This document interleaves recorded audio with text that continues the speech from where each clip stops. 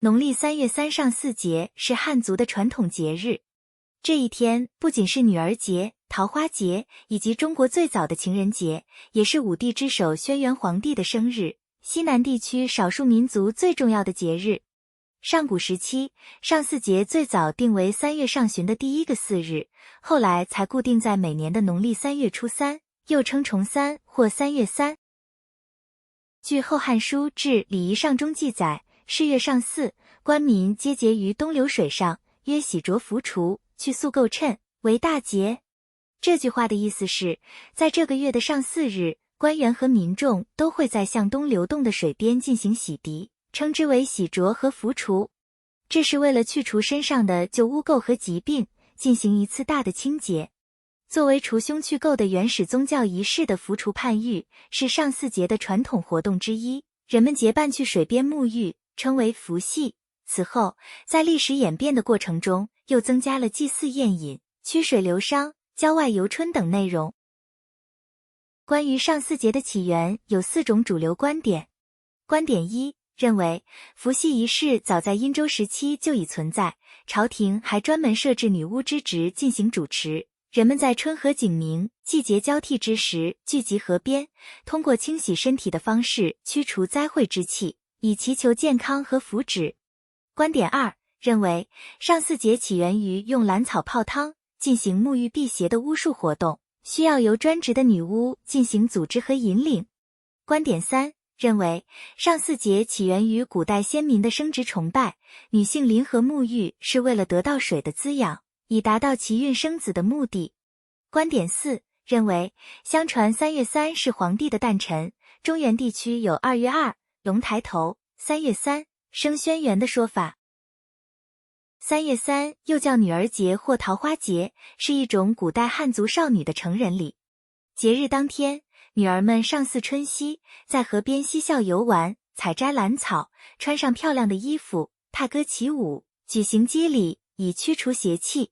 由于青年男女在这天都汇聚到河边，为古人提供了自由恋爱的契机，因此上巳节有被视为中国传统的情人节。青年男女在3月3这一天结伴踏青，互相表达爱慕之情，并以芍药作为定情信物。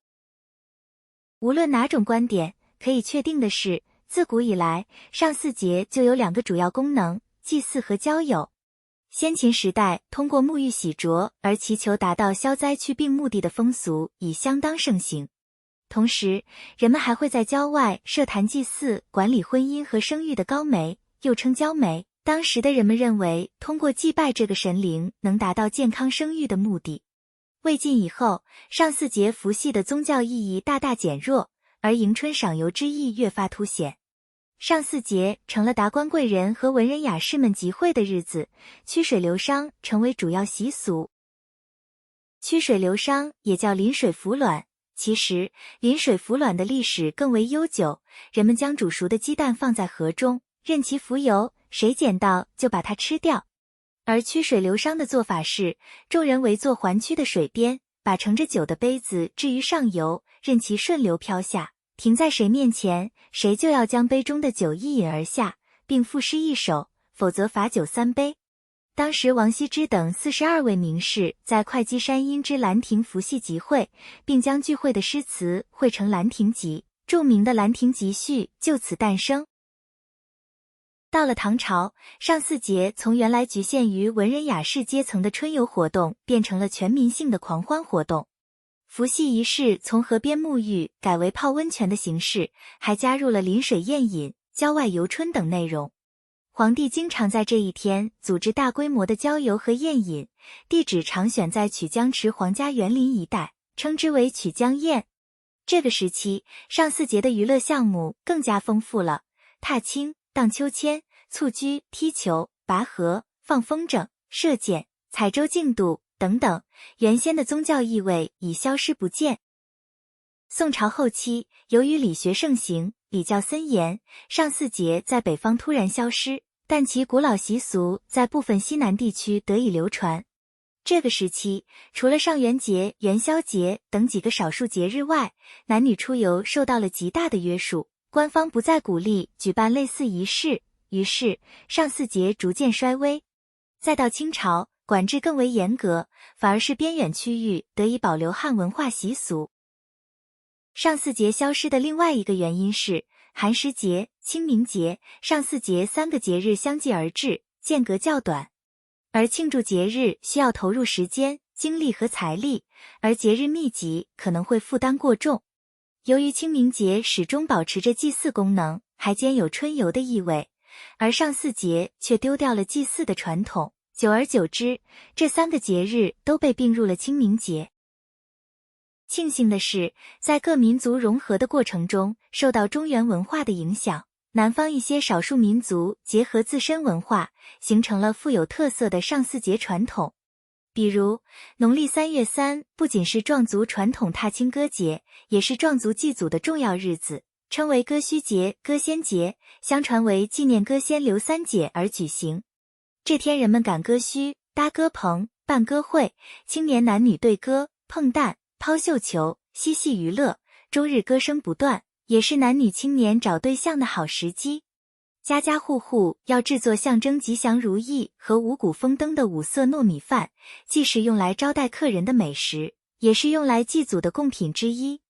这天，壮族老年人还把染色的熟鸡蛋装在小网兜里，挂在小孩的胸前，来表达人们祈求丰收、辟邪消灾的美好心愿。